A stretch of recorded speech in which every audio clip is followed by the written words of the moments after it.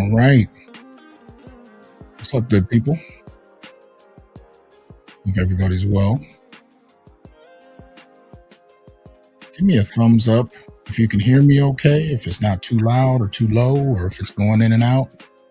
Somebody let me know how I'm sounding over here.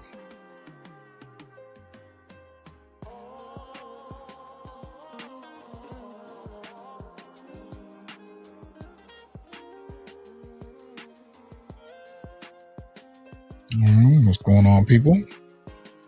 Does it sound okay? Am I too loud, too low? Am I going in and out? Somebody let me know if you got some thumbs up. Okay. Y'all know I've been having problems with my system, and I still don't know if I've quite figured them out, but I've been up the last couple nights trying to straighten it out. So hopefully it's not too bad. Hope everybody's well. Shout out to Gunmetal Guys. Our guy came in first today. Shout out to you. Pirate Broadcaster, what's up? Adric. I'm never going to pronounce that right, but hope you're well. Mark, what's good, man? Thank you. We'll continue to do that. Ahmed, what's happening? Shout out to Barry. Appreciate the consistent support on the channel. Good brother. Hope you're well. Inner Light Radio. What's good? Make sure y'all support innerlightradio.com. Go straight to the website. Yours truly broadcast there. Black-owned online radio station. So make sure you support them. You know. So I hope you're good, Jamal. Stefan, what's up? Yami Ron. Landon.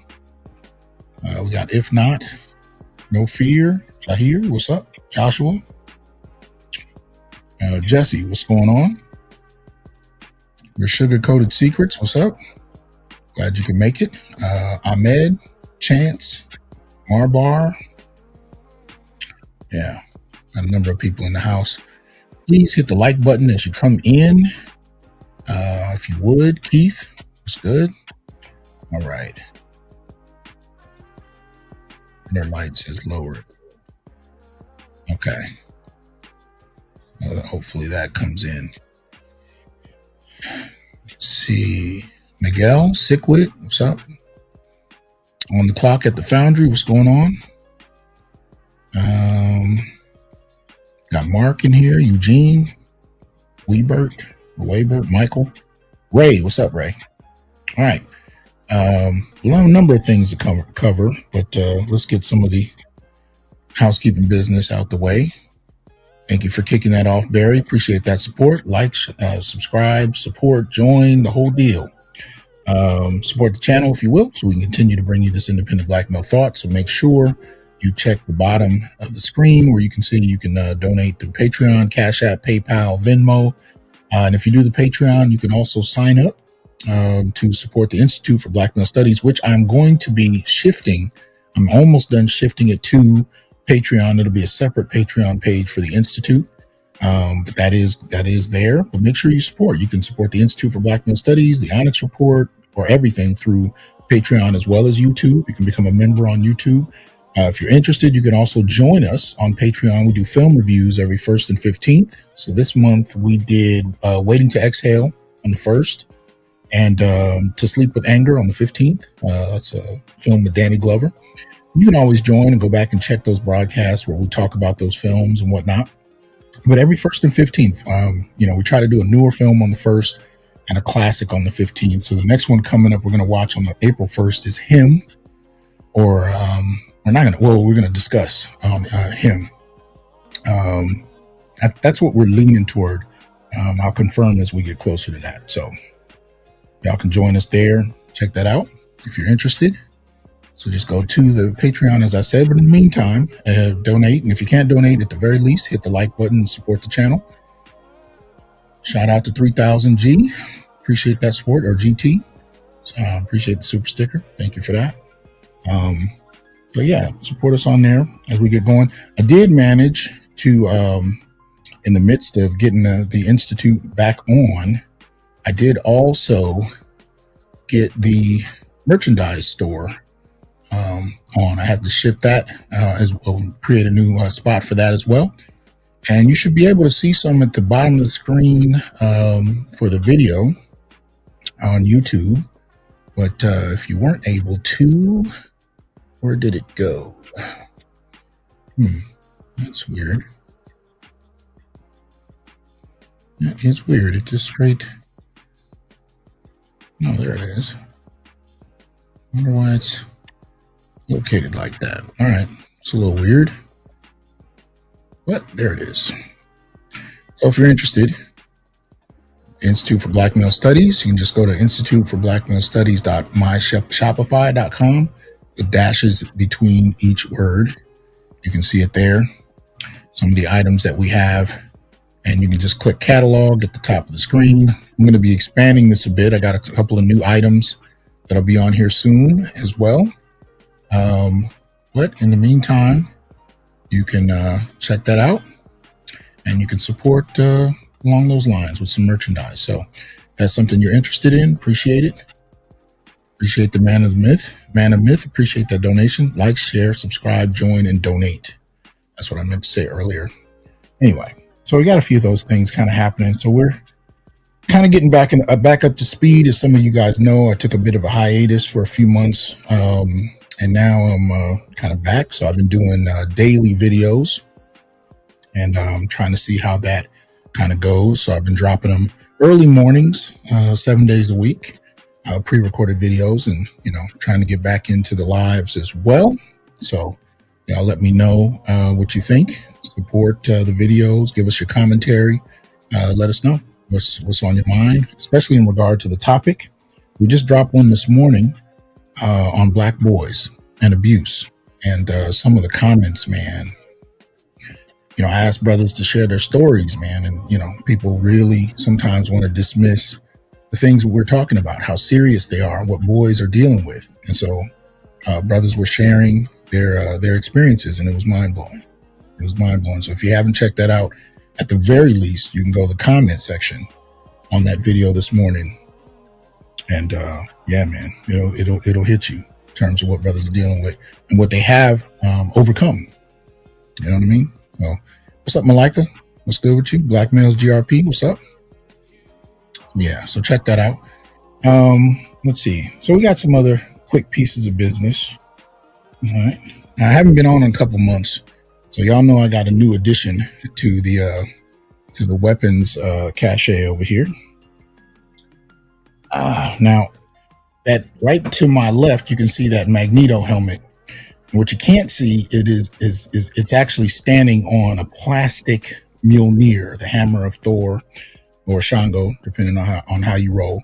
But it's a plastic one, so I had to go get the metal one. Had to do it. Yeah, man. Had to go ahead and get the metal one. So, you're a collector, you know the deal. I actually wanted it to be bigger, but it's got a nice little heft to it. Got some weight to it. You can definitely do something with it.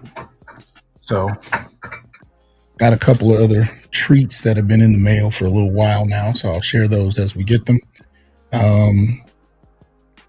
Yeah. You asked about Black Panther mask. I don't know. I have a figure in here, but I don't think I got a mask for my son one Halloween that I kept, but I don't have like whatever the official one is as far as the Black Panther mask. So yeah, man, had to share that. Other thing real quick, I started trumpet lessons. So I've had this bad boy for years, but have never actually learned how to play it. So I had my first lesson. There's a good brother out there. He's doing his master's degree in trumpet, jazz trumpet. He started me out last week. My first lesson was absolutely horrible. Couldn't even make a noise with it. But he said I wasn't his worst student because at least I came to the lesson with a trumpet. So I guess that made me at least just above the worst. But starting that out, so maybe one day I'll be good enough to do something with it. For the most part, sometimes I just like picking it up, but I'd like to know what to do with it. So I'm working on it. So there's always time and room for all of us to start something new, learn something new, incorporate a new skill. You know what I mean? Sometimes we just got to break out of what we've been familiar with and try new things, particularly when we're not good at them. You know what I mean? Sometimes that process can help you relieve stress.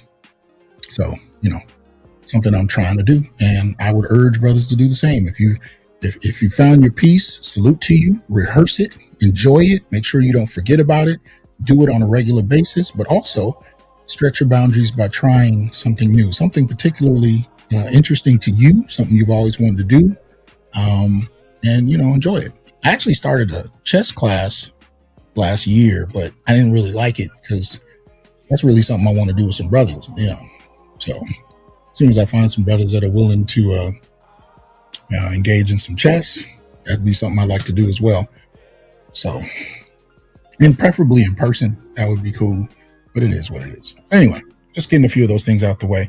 Shout out to Michael B. Jordan on his Oscar win. Just wanted to drop that before we continue onward and get into it. All right. So today we are dealing with what I'm calling weaponizing femininity yet again. Right. And this is important to me because y'all know I've been really looking at this whole notion of feminization as Helen Andrews has dropped it. Conservative Caucasian woman, but it's an interesting concept nonetheless that speaks to a lot of what many of us have been interested in talking about. And so in examining that, I wanted to take a look today at some of the things that I think have kind of been normalized in many ways, but are nonetheless some of the things we deal with. So we're not going to be doing a crazy long session today, but I just wanted to kind of come back up, say hello to my people, let y'all know I'm still here, and have a little bit of a discussion on the degree to which we have grown accustomed to weaponized femininity. I'm going to be doing a show soon on the new Cesar Chavez information drop, as you will, the shock that's coming about from that, the revelation from activist Dolores Huerta that Chavez himself engaged in some sexual acts, particularly with underage girls that were definitely problematic, and including Dolores Huerta herself, in terms of that. So Huerta drops this information, and Everybody's going crazy. People are taking monuments down. They're already changing the names of streets and so on and so forth. Not unlike some of the attacks I saw from Black feminists on Martin Luther King not too long ago and other figures. And so I'm going to be talking a little bit about that as more information comes down. I want to make sure I'm not jumping the gun because I like to be informed, but I'm going to talk about that soon because I think there's some elements to it we need to pay some attention to. But nonetheless, let's get started on this. So right out, we're going to look at a bit of a situation. This is something that was dropped on social media not too long ago. And it has to do with two young ladies. So let me make sure we got the right one. So these young ladies decided to share with the world, or at least the pizza delivery guy, something they thought was important. So y'all check this out.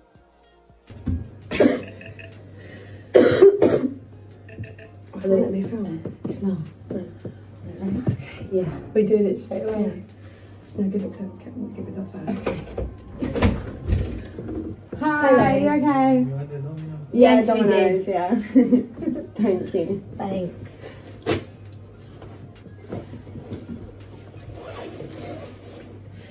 Thank you so much. Can we give you a little tip? Yeah. Bye. Can I see again? Yes, you can.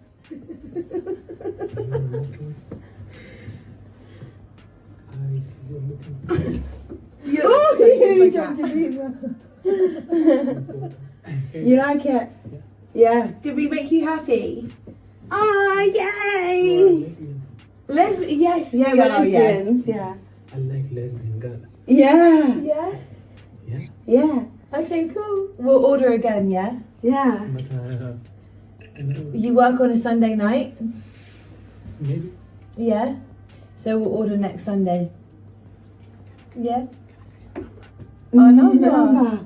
And have- next time, when we order again, and just make sure you're our delivery driver. We have Instagram. Instagram. Yeah. It's imi.angelica and Holly Lauren. Can I bring Okay. So yeah.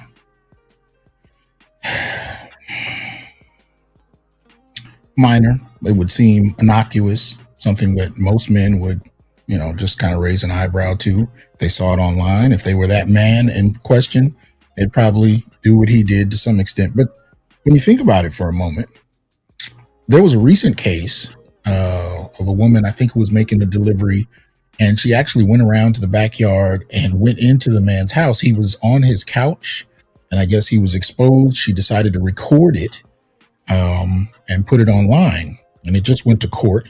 Well, I think she was found guilty. I should have looked into it, but I wasn't planning to talk about it right now. It just popped into my head. But my point in bringing that up is she actually went into his house and violated him. But my point in raising it was, how exactly would a woman delivering food to a man's house respond to him exposing himself to her? She likely would have called the police, and she would have considered it assault, because technically by law, I believe it is, right? He would have flashed her. Yet these two women got online and did it. And I think partially because there's no sense among many women that they can be guilty of these kind of things, that these things, when they do it, count. Like, I've seen women who were like teachers who were violating underage kids. And when the judge would call them predators and pedophiles, they would look shocked, because in their minds, what they're doing has nothing to do with pedophilia. It has nothing to do with violation, right? Because that's something that only men do, right? If you got a 30-year-old man and a 12-year-old girl, that's obviously a violation. But if it's a 30-year-old woman and a 12-year-old boy, it's just something she wanted to do. Maybe in some situations, it's a gift she wanted to give him, right? But in her mind, in many of them, they don't see this as a violation. And part of that is because the way we're socialized, women are not taught that they can be evil, that they can commit acts that are problematic. They don't see it that way much of the time. These two women have no problem doing this. They're laughing, they're giggling, they're joking with him. Maybe he'll see it again if they order again on another Sunday. This is bullshit. But knowing full well, either one of them showed up at a man's house where two men flashed themselves at the front door. Is she going to receive this well? It's a rare woman that would take that and laugh or ask to see it again or whatever.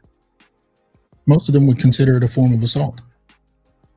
And yet there's no problem with that here, right? Most men wouldn't take issue with this.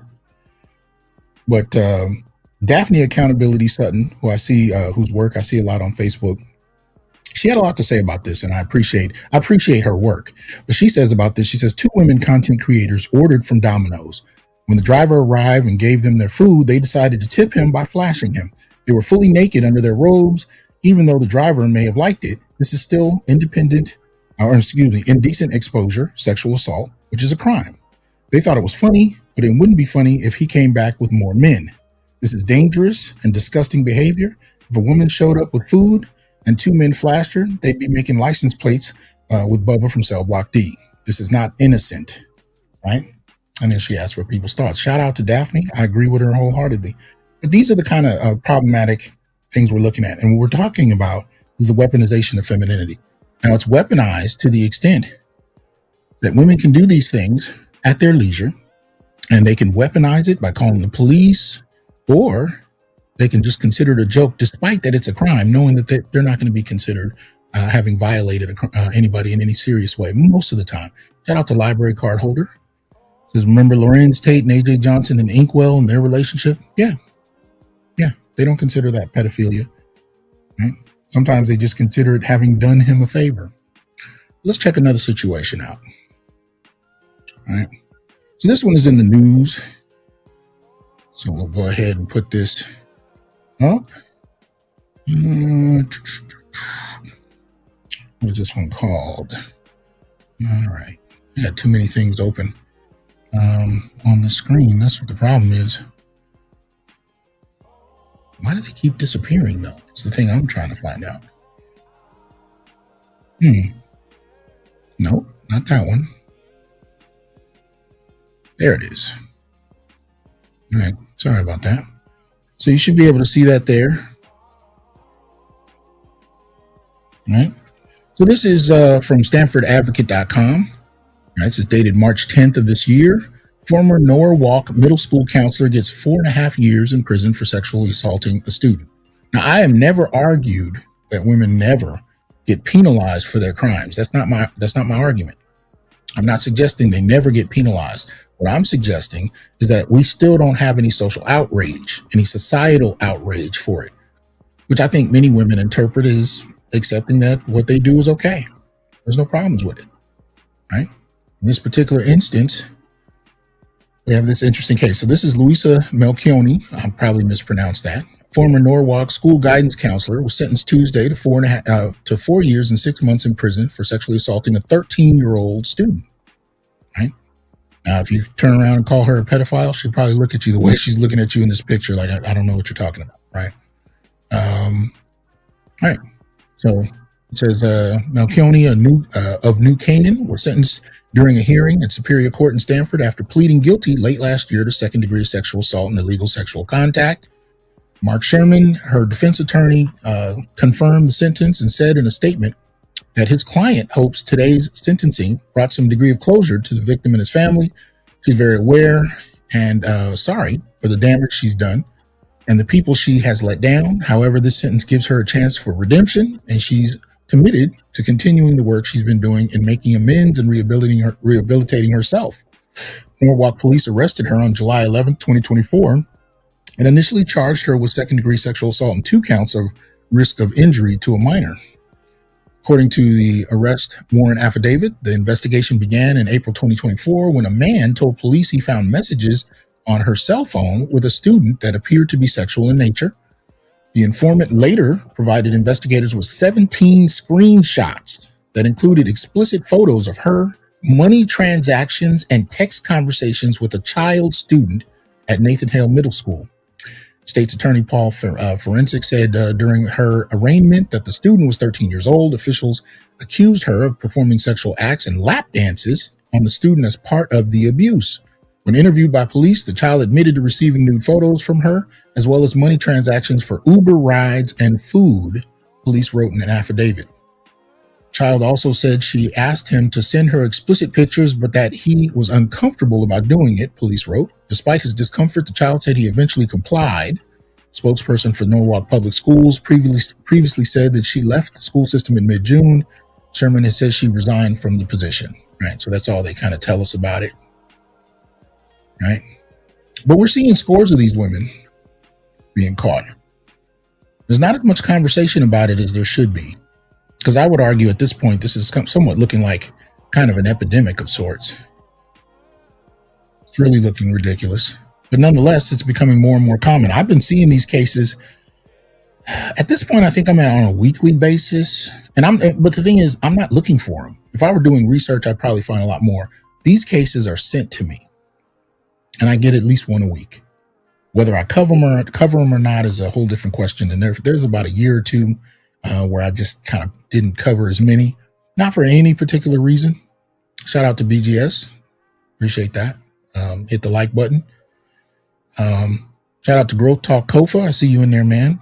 Y'all support the Growth Talk Kofa channel. Support the BGS Ibmore channel. Abuki, what's good with you, man? Support his channel as well. Arena Revise, what's going on? Yeah. Women don't always get on the registries, which is one of the reasons we've been advocating in the Black male political agenda for a false accusation registry. But in this case, she should be put on that registry. I do believe we would have to make sure these kind of things happen. Some of these women are sentenced. How much of their sentence they serve is a whole different question unto itself. It's a whole different question. How much of it they actually serve, whether they're put on the registry, and how they're treated. Because we know as far as male offenders, if they go to jail, they may not survive it.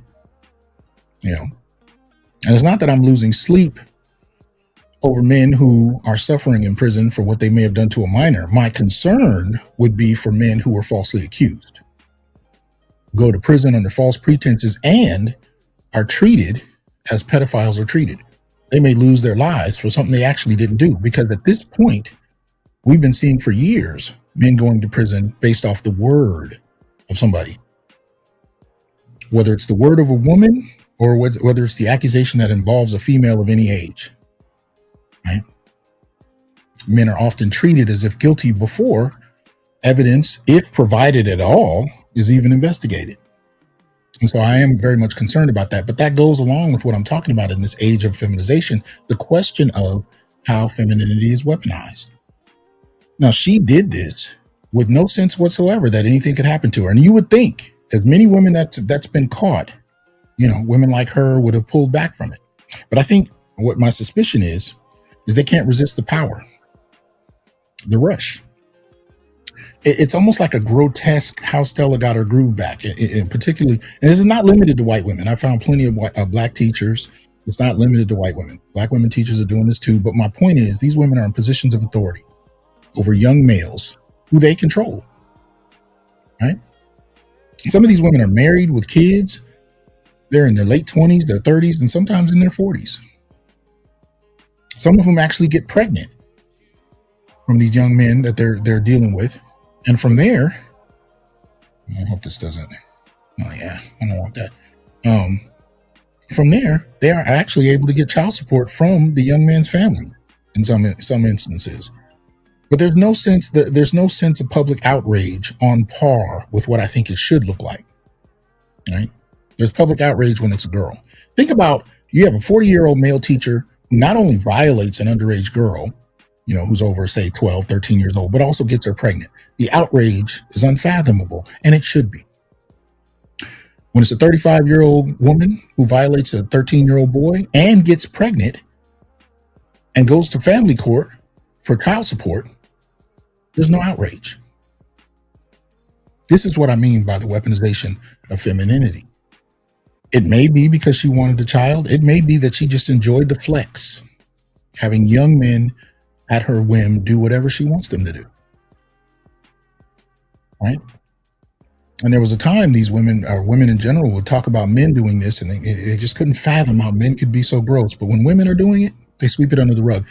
This is the crux of what I'm going to talk about when I deal with Dolores Huerta and a number of others. But, this notion of men being guilty of something that women can't fathom doing. And then when women do it, other women sweep it under the rug and act like it didn't happen. The public outrage is just not there. The only people that are really outraged are the families. And the only women that I tend to find that are extremely outraged are the mothers. Prior to these mothers finding out that their sons are dealing with grown women sexually at the age of 13, 12, you know what I mean? Prior to that, there's no consideration whatsoever that there may be a problem. Like, the culture we have created doesn't go into that. For example, if you step onto a plane and for some reason there's a child riding without a guide or anybody with them, right? They're going to pay a lot of attention about, sitting a grown man next to a young girl. If she's by herself on a plane, there's going to be a lot of scrutiny. And if they do sit you there, which I don't think would happen, there'll be a lot of attention paid. And I have no problem with that. But we don't reverse that. If there's a little boy flying alone or underage boy and a grown woman sitting next to him, there's no public sensibility that this may be a concern. And this is one of the reasons that there are so many boys right now that are being violated. And part of the issue with this is that the impact it has, many people don't realize. The culture we have not only ignores this, but considers this, and this is even grown men, the young man got lucky. Now, I'm not going to argue that in every case, these young men are, in dire need of therapy and they're collapsing and trying to delete themselves. I'm not saying that. But I am saying there are situations like that. I mean, think about it this way. When you look at the kind of women, and I'm talking to, my grown male subscribers, my grown men, when you think about the kind of women you have to deal with that are your age, around your age, the kind of mind games they play, the kind of headaches they play, how long did it take you, if you have mastered, right, engaging women and dealing with their nature? If you've mastered that, think about how long that took you. And then imagine a grown woman at the level you're going back and forth with right now, dealing with 13-year-old you. Would you really have a chance? Some of y'all are trying to keep from going to jail right now and wringing her neck for the mind game she plays. Imagine what she can do to you at 13. What's up, Charles? Hope you're well. Yeah. The mind games a grown woman can play can challenge a grown man. What will they do to a young man who hasn't even had his first kiss yet? But all of a sudden he's having sexual relations with a 30, 35-year-old teacher. You are nowhere near prepared. They're not even dealing with 13-year-old girl mind games yet. They're still struggling with that. You have no chance with 35. And some of these cases go further. The ones that don't get caught, she'll continue to do this with young men that come through her school. And in some instances, as we saw, I think with the Letourneau case, she may end up staying in relationships with these young men as they get older. These are the kind of things need to be called out, because the kinds of head games that women are playing aren't always something that we can keep up with. Let's check another one. Let's see. Hopefully I can find these a little faster. Yeah. I'll check this out. Colorado police looking for middle school secretary, sexually abused 13-year-old. This is dated March 15th of this month. There she goes. All right. Yeah.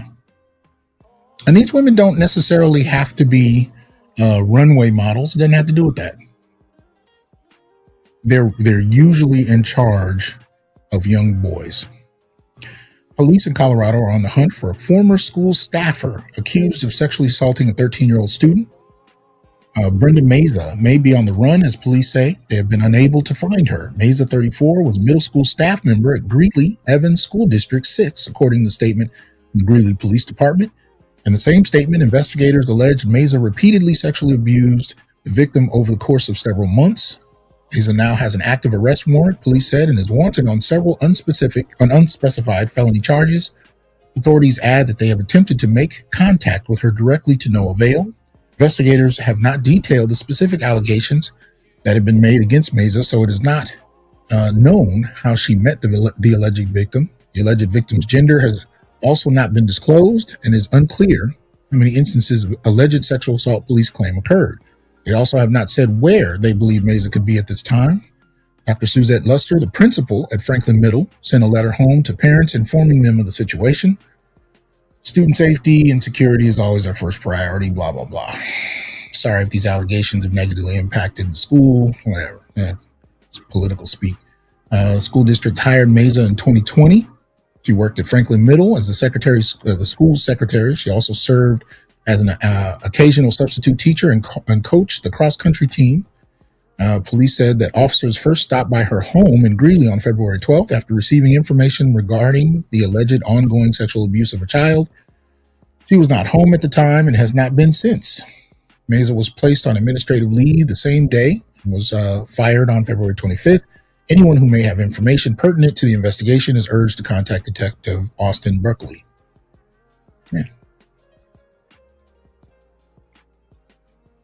Yeah.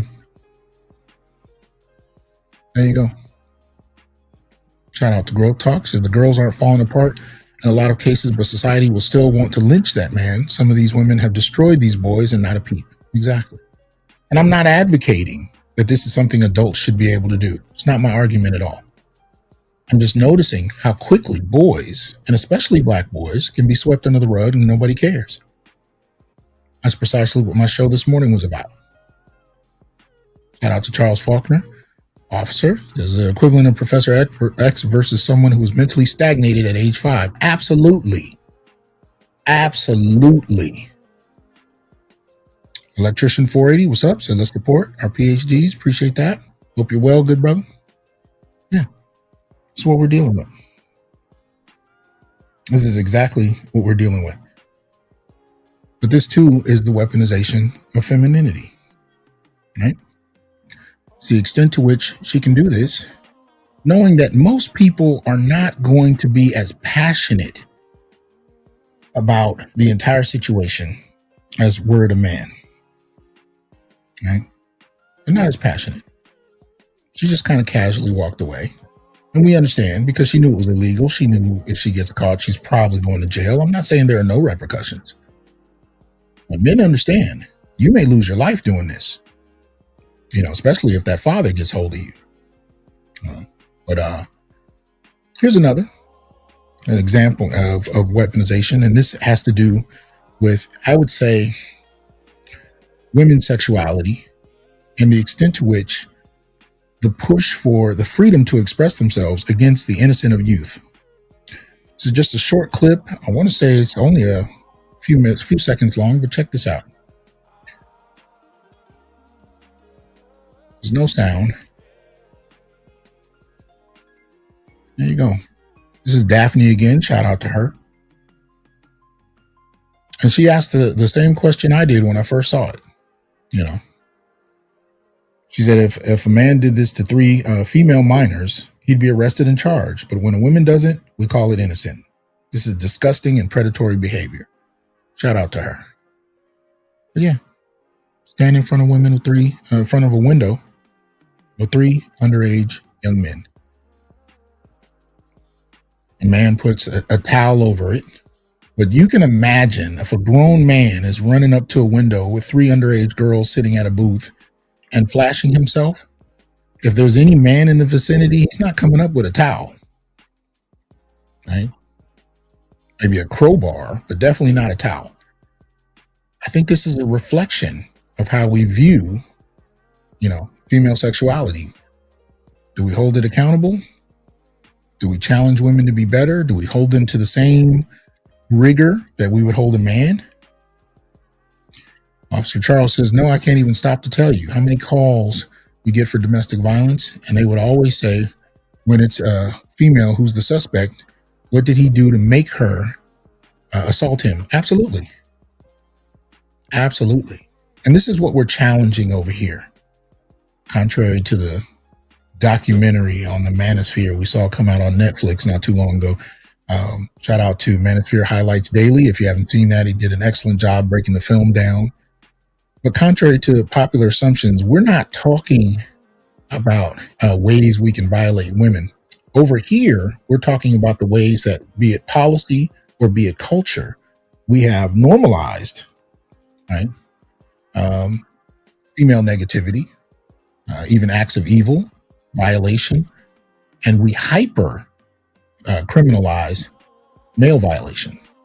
And this is mainly because, I would argue, when you look at the policies that were developed to challenge the violation on sexual terms, especially, they were created often and initiated by feminists. And the narratives they used to get those policies passed was that men were inherently violent and exploitive and thus had to be stopped. So the policy has been created around that.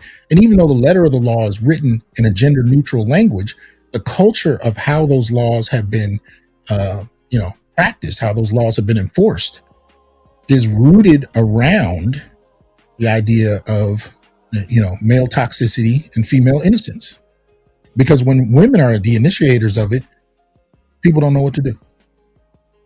People have no idea how to respond when women are the initiators.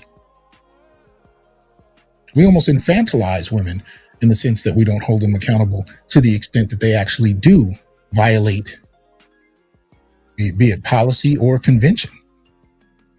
They get passes for this behavior. And that's part of the reason why they can act this way with no repercussions, because they're not held accountable. We don't know how to hold them accountable. And that's precisely what I'm pushing for. We need to develop a culture where they are held accountable. Shout out to AB Media. Hope you're good. That's precisely what we need to develop. Right? For the same reasons that anybody else develops them, to protect the youth, protect the kids from being violated.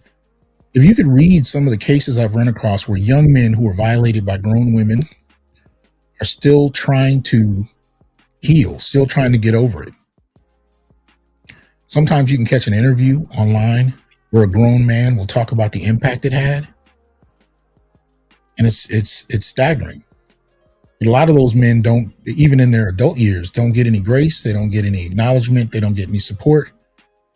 They're supposed to act like nothing's happened. But again, if you look at the data, boys actually have a psychological response to these kind of violations to the same extent as girls. We just don't have a social framework in place that allows for their vulnerability. So we ignore it. And if anything, we find reasons to double down on men and make it men's fault. This is why what Officer Charles just said plays out. When a woman acts crazy in a domestic situation, we don't ask what she's doing. We ask what he did to make her feel that way. Doesn't make any sense. Shout out to Dr. Vince. Appreciate that support. Super sticker. These are some of the things we have to challenge. Now, this next one, some of you guys may remember. This young lady was quite famous for a few minutes. You guys remember Crystal Mangum? Crystal Mangum, as you can see in this title, falsely accused Duke lacrosse players for rape. Right? She walks free years after deleting her boyfriend. Now, again, she served a sentence. Not saying she didn't. We'll find out a little more. This is dated February 27th. A few weeks ago, right? And it says a former exotic dancer who made headlines for falsely accusing 3 Duke lacrosse students of graping her has been freed from prison in the 2011 slaying of her boyfriend. Mangum, 47, was let out of North Carolina Correctional Institution for Women in Raleigh just before 10 a.m. Friday after serving a 14 to 18-year sentence for fatally stabbing Beau Reginald Day in April 2011. Mangum wore a gray a sweatshirt and khaki pants on her way out of the facility. Okay, so this is something that happened in 2011. She got out 2026. She served 15 years of a 14 to 18-year sentence. Right? There she goes. Yep. She was escorted in a corrections vehicle to Durham to live with a friend, corrections spokesman said. Mangum admitted in 2024 that she had made up the allegations that David Ellens, Colin Finnerty, and Reed Seligman raped her in 2006 when she was performing at a Duke party with another stripper. Former Durham County District Attorney Mike Nefong was disbarred in 2007 for lying in court and failing to disclose information that would have cleared the 3 men. Okay. This is, I guess, her boyfriend. They say that she committed the act on 2013. I thought they said 2011, a little earlier, but those are the three young men apparently she had accused of violating her. Charges against them were dropped that same year. Mangum was also convicted of setting a fire that almost burned her house down while her three kids were inside a year before the killing of her beau. Now, the interesting thing is these three young men here, right? They were exonerated. Haven't heard too much, or I haven't heard too much from them or about them since this case, but I can't help but think about Nate Parker. Nate Parker, the actor, director, who did the film Birth of a Nation and many others. Right? He was accused of having violated a young woman in the 1990s before he had started acting. He was an athlete at that time. He managed to actually get off in a court of law. Not one black juror, to my understanding, on the jury, but he was, innocent, right? Sent home. Years later, when the film, and he'd been doing movie after movie for quite a while, but when he finally put out Nat Turner, right, women wanted to destroy his career, and some argue that they succeeded. He managed to sell the film to a larger distributor before that happened, but they tried to tank the movie. They had signs up around, calling him a rapist and a murderer because she had, if I'm not mistaken, she had taken her life years later. But I don't think she blamed him necessarily for that, but that wasn't the point. The fact that she simply had somehow made it his fault. So even we can see how race and gender as it relates to men, between these three white men and somebody like Nate Parker. And keep in mind, Nate Parker was not a celebrity when this happened. He wasn't a celebrity. But when it happened, he's still punished to this day. If he does a movie and it comes out today, those same women will come out the woodwork to blame him for something that he was proven innocent of in a court of law. I want to say the case took place in Philly. I think that's where he was in school. But the interesting thing about it, when you think about it, is, what are the chances of a young black male in court in Philadelphia with no black people on the jury being proven innocent, and how he is retried in the court of public opinion years after the fact? Almost I want to say 15, 20 years after, some crazy amount of time, found guilty in the court of public opinion for something that most people didn't even know about, and he was proven innocent of in a court of law. I actually did write a couple blog pieces about this.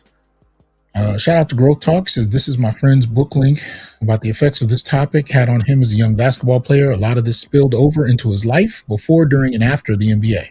Thank you for that. Shout out to Reynolds, says Penn State. Yeah, he was at Penn State. He was at Penn State. And he's still being punished for that. He knows if he comes out with a film today, he has to worry that women will step out to destroy it, even though he was proven innocent. So in other words, if you've done something that women don't like, you are essentially permanently punished, canceled, so on and so forth, even if you were proven innocent. There is no innocence for them. The accusation is the same as the sentence, as far as the court of public opinion is concerned in this era of feminization. It's not about logic. It's not about evidence. It's not about innocence or guilt after being proven. It's about feelings are hurt, or at least the presumption that a woman's feelings are hurt. The sentence and the accusation are the same. That's it. There's no exoneration. Not really. It's a permanent state. Right? But if we can look at these three Caucasian young men, we can at least say that if you're white, there is a point where you can kind of be swept under the rug and maybe forgotten about, not necessarily forgiven, but forgotten about. Did they forget about Nate Parker? When's the last time you seen him in a movie to find out? Louis C.K. is working again, although I would say his case was more funny than anything else, but still, there's a kind of forgetfulness that race can play into some of this. But Crystal Mangum herself, yeah, that's apparently who she killed. After falsely accusing three young men of rape and then getting out of prison. Let's see what this has to say.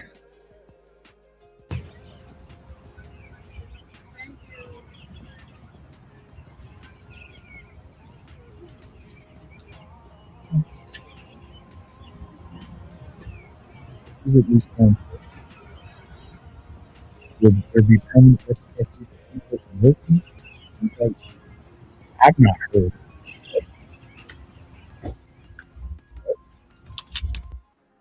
It happens. You know, it happens. But the weaponization in this context is that she gets to go free. She gets to resume her life. Even men who are falsely accused don't get to do that. Yeah, the video didn't have any sound. It was just the sound of her walking out and getting in the car. Nobody said anything, so I don't know if you guys could hear it or not, but there was nothing said anyway. It was just showing her coming out.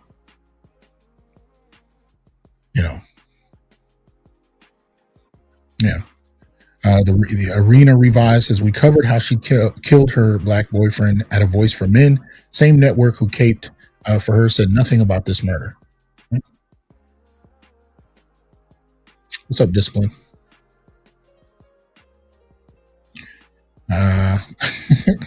Like it says, Dr. T, white men's forgiveness is colder. You ain't shit. But this last piece, I think you guys will find pretty interesting, or at least I did. In light of this discussion we're having about violation, there's a new Florida law that came out that I thought was really intriguing. New Florida law allowing the death penalty for adults who rape children under 12 is now in effect. I think this is particularly interesting, not only based on if there was a chance it could go national, but even if it doesn't, are they ready to apply this logic to women? Let's see. Puis says, and I may have mispronounced that, I hope not. Nate Parker is set to release his new film Newborn as a writer and director, which is scheduled for an exclusive theatrical release in AMC theaters on April 10th, 2026. Now, see, and I appreciate that he still has a career, but he's not in front of the camera.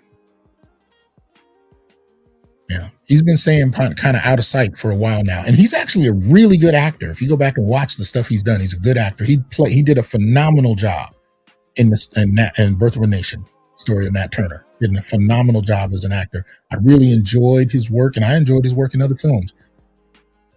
Many actors direct and act at the same time. They continue to do both. I haven't seen Nate Parker. I think I saw one film after Birth of a Nation, and then I haven't seen him since. He's probably been behind the camera, but yeah. But anyway, let's see. Let's see if we can actually check out this new law and see who it applies to. We're going to actually go to Governor DeSantis's page, 46th governor of Florida.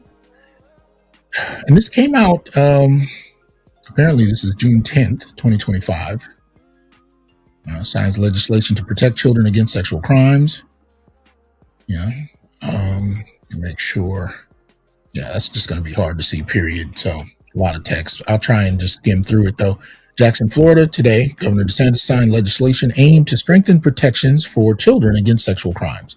Florida has zero tolerance for criminals who exploit children throughout his time in office. We'll get to that. All right. So he signed House Bill 777, 1351, 1455, and 1161 into law, and committed to signing Bill 1804 into law in the coming days. 777, offenses involving children, strengthens Florida's laws against luring or enticing children. The bill expands victim age, applies the offense to any child under 14 instead of narrower age group, expands offense scope, includes luring and enticing a child out of a structure, dwelling, or vehicle, not just into one. Eliminates certain defenses: ignorance of the child's age, misrepresentation of the child's age, and a bona fide belief about the child's age. Enhances penalties. First offense is raised from a first-degree misdemeanor to a third-degree felony, and second or subsequent offenses were raised from third-degree felony to second-degree felony. Right? House Bill 1351, registration of sexual predators and sexual offenders, enhances registration, reporting, and verification requirements for sexual predators and offenders in Florida. It enhances initial registration information of sexual offenders. The bill requires registrants report their occupation, business name, employment address, and employment phone number.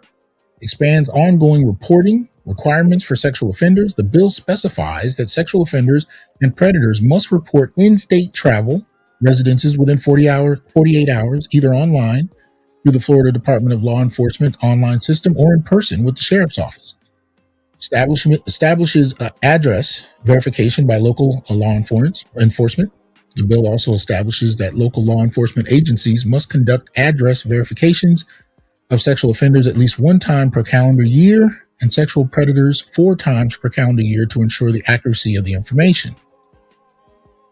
Bill 1455, sexual offenses by persons previously convicted of sexual offenses, provides mandatory minimum terms of imprisonment for specified sexual offenses when committed by registered offenders or predators.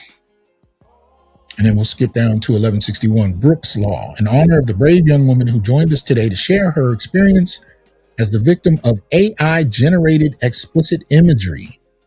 Protects victims of digital sexual abuse by providing a clear, enforceable, and swift process to remove exploitative, deep-fake materials from online platforms. Right? And then lastly, Bill 1804, capital sex trafficking, establishes capital human trafficking of vulnerable persons for sexual exploitation as a new felony offense that causes the harshest possible penalties under Florida law. Adults who profit off of the sexual exploitation of children under 12 or individuals who are mentally incapacitated will face life imprisonment or the death penalty.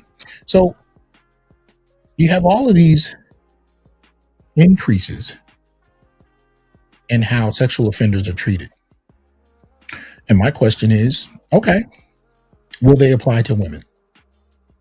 I'm just curious. We've been covering case after case over the last 8 years on my channel, and several others, of course, about how you have women in positions of authority. We talked about the mayor of a city in the last week or two. We talked about teachers. We talked about administrators. Hell, today we talked about secretaries at schools, parents of other children, all kind of different dynamics. Married women, single women, mothers of other children, women who've never had kids before, across the age spectrum, 18 years old to 50. Will they apply? Will they be held to this? Or did they envision that this would only just impact men? Usually when you see them getting really harsh, they tend to be thinking of men. Justin says, listening in Denver. Thank you for the time, information, and insight. Appreciate you coming through. Yeah. The Arena says, I remember black women saying it was also because Nate's wife was a white woman. That definitely played a role in their attitude about him. But I think, the woman in question that happened to in the 90s, it was Nate and his friend. She was Caucasian too, I believe. But they both were found innocent. So anyway, yeah. But I'm just curious, as some states start to intensify these laws against sexual crimes, which again, I don't have a problem with that. If we can protect our children and do it more effectively, I'm not opposing that. My question is, who's it going to apply to?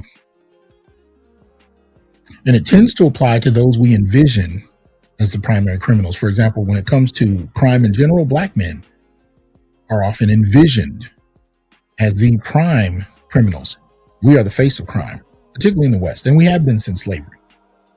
We've been the face of it. And the excuse conservatives, white conservatives in particular, give is, well, look at who commits the crimes. That's not the question. The question isn't who commits the crimes. The question is who gets arrested for it, whose picture shows up in the paper, who shows up in the news. That's not about who committed the crime. That's about who got caught. Every community commits crime. Every community consumes illegal substances. Who gets arrested for it? Who gets put on television for it? Who goes to prison for it? Those are different questions than who commits the crimes.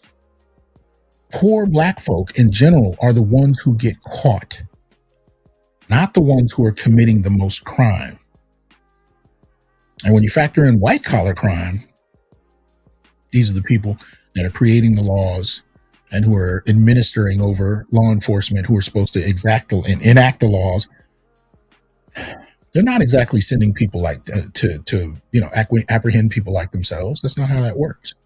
So the point I'm getting at here is when it comes to even something like this, deciding how exactly to hold criminals accountable in regard to child sex crimes has to do with who they envision as the problem. And I would argue, based on the intensity of what they're trying to achieve with these new bills, or at least new as of last year, I think they're envisioning men. But what would you do if the 49-year-old auntie down the street who's violating a 13-year-old boy that lives on her block, does this apply to her? What if she does good in the community? She helps feed the poor. She goes to church. She's really a nice lady, but she's been having sex with this 14-year-old boy for 2 years. Do you envision them throwing the book at her along the lines that I've read off in terms of these new policies, or new then? That's the question, is application. And I've showed you a number of cases today, and we're going to do a part 2. I'm going to tell you that right off, because I have a number of others that I want to show that kind of fit this context as well, but from a different angle.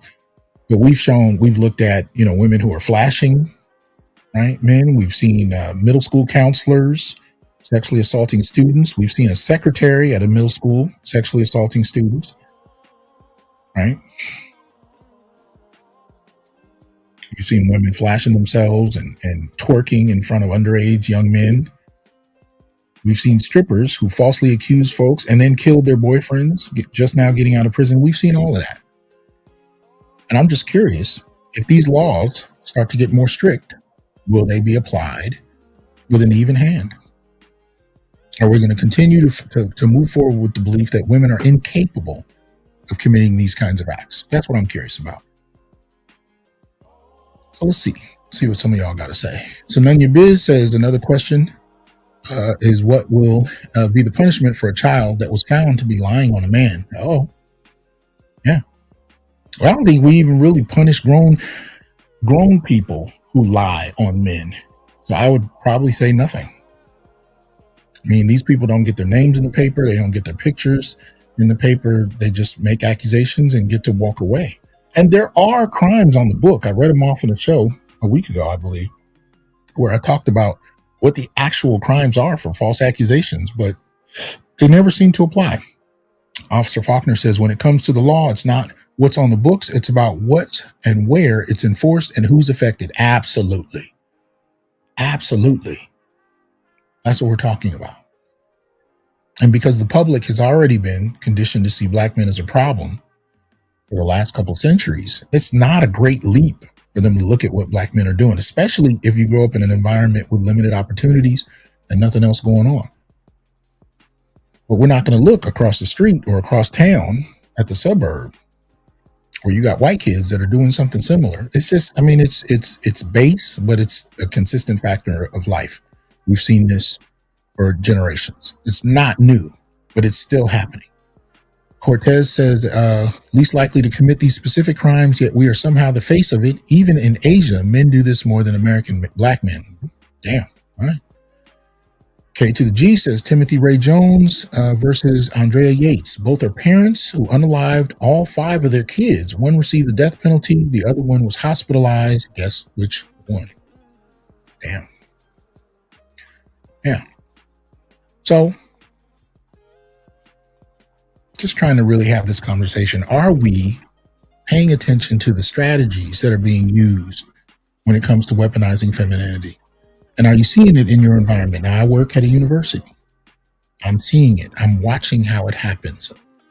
I'm seeing the strategic chess-like strategies being used, but they rely heavily on guilt, on shame, and the sensibility that men are inherently toxic and thus need to be replaced by women because women aren't.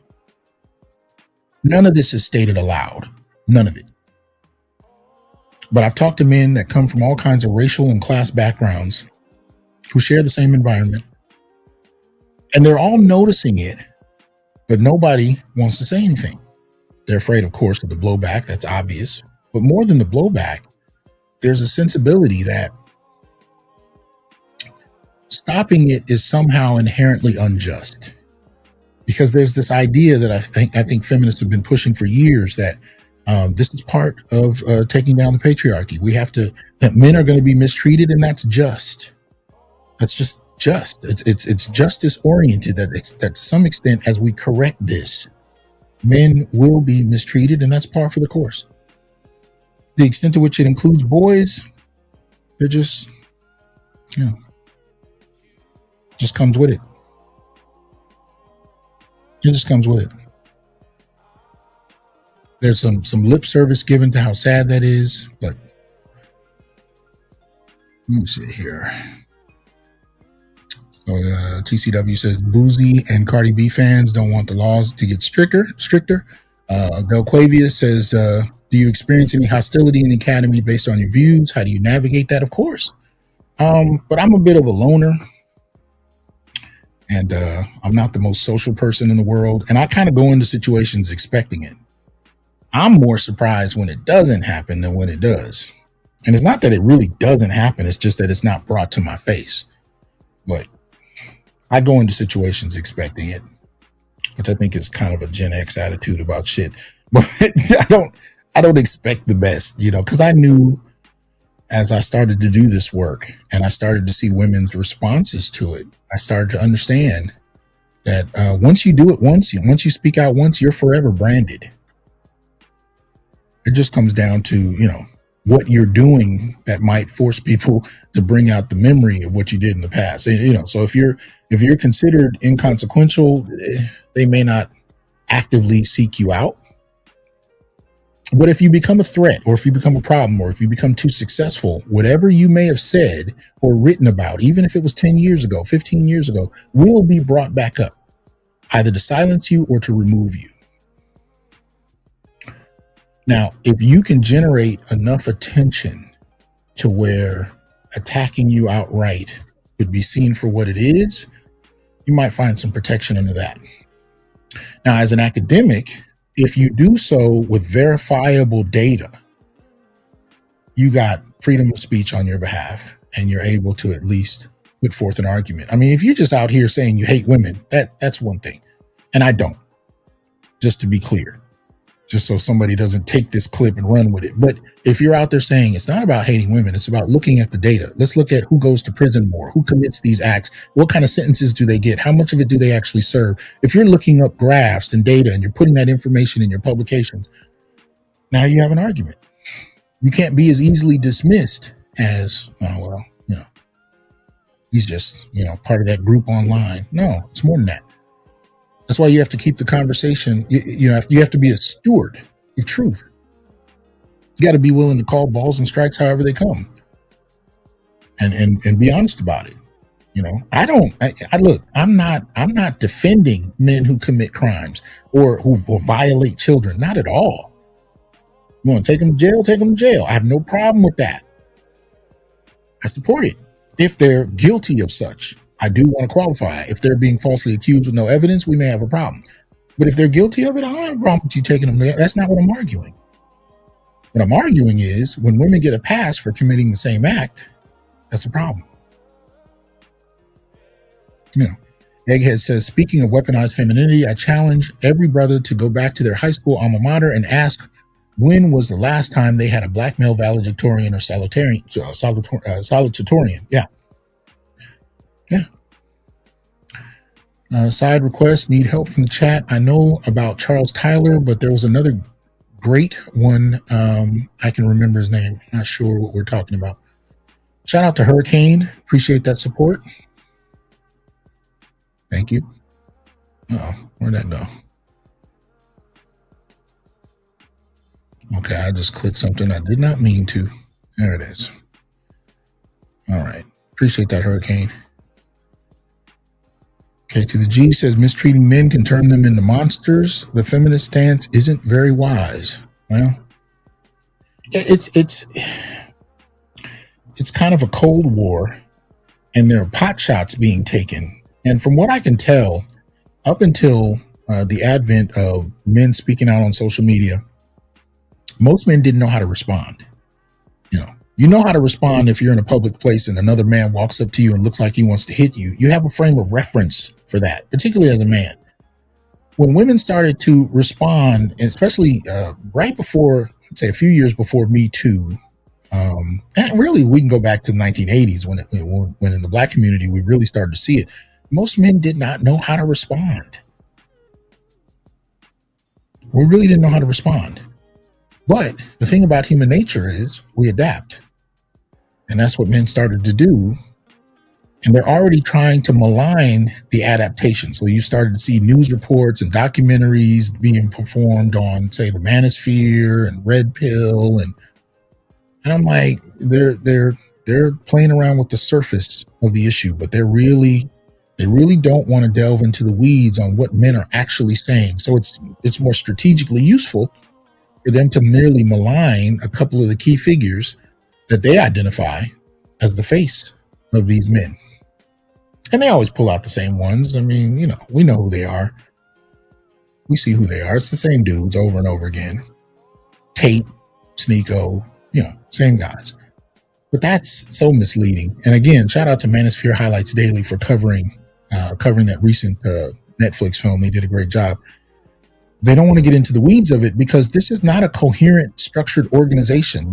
There are a series of people having conversations on different issues in different ways using different ideologies, different guiding philosophies that are constantly expanding and adapting to new information. This is a quagmire. This is not an organization. And they're trying to treat it as an organization because that's easier to dismiss. You can just say all these men have the same philosophy. We can dismiss them along those lines, and that's that. That's not what's happening. And the more complicated that people, have these discussions where they show the conflicting dialogues going on in these kind of spaces, the more they open these ideas up to the public. And you'd be surprised how many women would actually agree with a lot of what different men are saying or different people in these spaces are saying if they actually heard it. I've ran across a number of women in different areas that are like, actually, that makes sense. Yeah, but it only makes sense if you actually listen to what's said. But if you can dismiss the conversation without even having to hear anything, well, it makes it easier. Shout out to Inside the Squared Circle. The only way to combat it is to never support feminism in any way, never assist women in any way, take your masculinity and use it for yourselves. That's happening. From young men to older men, that's already happening. Every time you see a church where they're holding a singles event and men don't show up, or a singles event and men don't show up, anytime you see any of those, that's exactly what's happening. That's exactly what's happening. Fetus termination is a permanent check against the patriarchy. They're heading there. Dr. Vince Johnson, I just spoke out about Bad Bunny and some misandry issues and lost 3,000 followers. I'm now like a pariah. Yeah, I imagine so. Misandry, there's no frame of reference for that still. Arena says, didn't Chris Rock say that in order to keep his kids off drugs, he'd send them to a black school? Damn. Yeah. All right.